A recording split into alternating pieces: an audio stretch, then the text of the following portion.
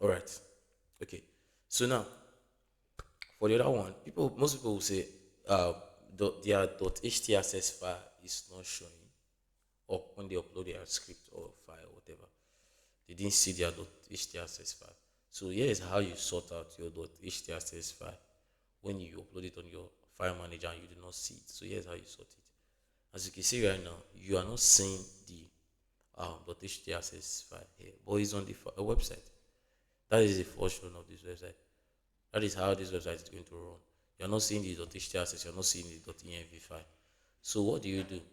Now you come to this part that you see the settings. You click on settings. Now you click on the document root for that exact domain. If you have multiple domain here, just select the main one. So I'm going to select this one. Now you're going to click show hidden files, disable character encoding verification dialog. So you click on save. Now once you click on save, it will reload and then come back to its default state.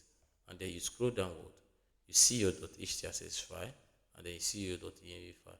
So anytime you're having issues regarding not seeing the .htaccess file, just do the settings I showed you. And if your website is not working, always check the path folder which you actually upload your website on. So with that two things, I believe your website will display properly and you will find your .htaccess file in your cPanel.